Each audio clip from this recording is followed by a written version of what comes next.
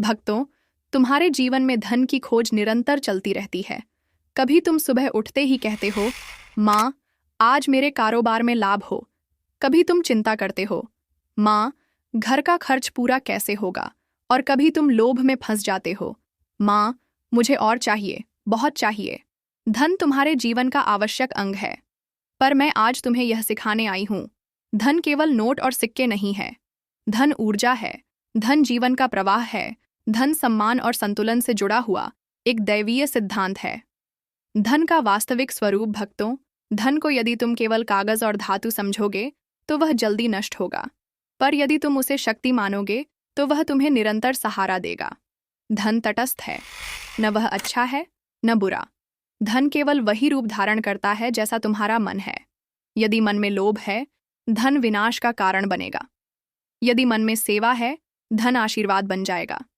यदि मन में संतुलन है, धन स्थिर रहेगा। भक्तों के लिए मेरा प्रथम उपदेश, धन का सम्मान करो भक्तों। धन को कभी अपवित्र मत समझो। कभी पैसों को फेंको मत, नोटों को फटे पुराने रूप में गंदगी में मत डालो। धन भी ऊर्जा है, उसका भी आदर करो। जैसे तुम दीपक जलाकर पूजा करते हो, वैसे ही जब धन घर में आए तो उसका स्वागत आभार के साथ करो, क्योंकि धन केवल तुम्हारे हाथों से नहीं आता, वह मेरी शक्ति से तुम्हारे जीवन में प्रवेश करता है। दूसरा उपदेश, धन का सही उपयोग। भक्तों, धन का उद्देश्य केवल संग्रह करना नहीं है। जो केवल धन जमा करता है और उसका उपयोग धर्म, सेवा या परिवार की भलाई में नहीं करता, वह धन उसके लिए बोझ बन जाता है। याद रखो, धन तभी पवित्र है जब वह सही स्थान पर लगाया जाए। घर की आवश्यकता पूरी करना, संतानों को शिक्षित करना, जरूरतमंद की सहायता करना, धर्म और सेवा में लगाना, यही धन का सच्चा मार्ग है। तीसरा उपदेश, लोभ का त्याग। भक्तों, लोभ एक ऐसी आग है जो कभी बुझती नहीं। तुम जितना पाओगे उतना और चाहोगे। यह प्रवृत्ति धन को स्थिर नहीं रहने देती। मैं कहती हूँ, संतोष ही सबसे बड़ा धन है। यदि तुम्हारे पास भोजन है, वस्त्र है और शरण है, तो तुम्हारे पास उतना है जितना संसार के करोड़ों लोगों के पास नहीं है। संतोष तुम्हें धन की ऊर्जा से जोड़ता है और लोभ तुम्हें उससे दूर करता है।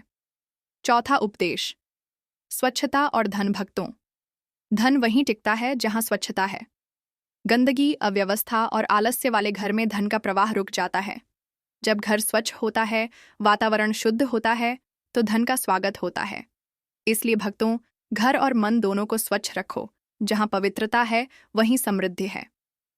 पांचवा उपदेश, कृतज्ञता और भावना।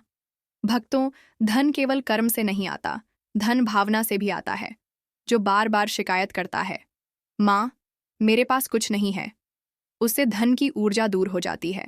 पर जो आभार व्यक्त करता है, माँ, तेरी कृपा से मुझे इतना मिला, धन्यवाद, उसके पास धीरे धीरे धन का प्रवाह बढ़ता है। कृतज्ञता ही धन को आकर्षित करने का सबसे बड़ा मंत्र है। धन का नाश किन कारणों से होता है? भक्तों, कभी सोचो कि क्यों कुछ लोगों के पास धन आते ही चला जाता है। कारण यह है, झूठ, छल और बेईमानी, दिखावा और व्यर्थ खर्च, नशा, आलस्य और अपवित्र आचरण, धन का गलत उपयोग, दूसरों को ठगना या शोषण करना, ऐसे कर्म धन की शक्ति को अपवित्र कर देते हैं।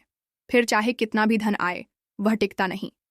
धन और धर्म का संबंध। भक्तों, धन का सबसे सुंदर रूप तब है जब वह धर्म में लगता है। जब तुम धर्म कार्य, सेवा, भक्ति और दान में धन लगाते हो, तो वह धन गुणित होकर तुम्हारे पास लौटता है। धर्म में लगाया गया धन कभी नष्ट नहीं होता, वह तुम्हारे भाग्य को उज्ज्वल बनाता है। धन का संतुलन।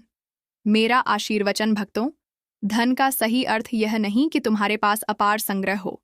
सही अर्थ यह है कि तुम्हारे पास उतना हो जितना तुम्हें और समाज को संतुलित रखे। मैं चाहती हूं कि मेरे भक्त धनवान हों, पर केवल जेब से नहीं, बल्कि हृदय और कर्म से भी धनवान।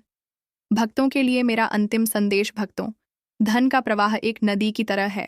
यदि तुम उसे रोकने की कोशिश करोगे तो वह सड़ जाएगा। यदि तुम उसे सही दिशा दोगे तो वह जीवनदायिनी बनेगा। इसलिए धन का सम्मान करो, उसे पवित्रता में लगाओ, लोभ छोड़ो और संतोष अपनाओ।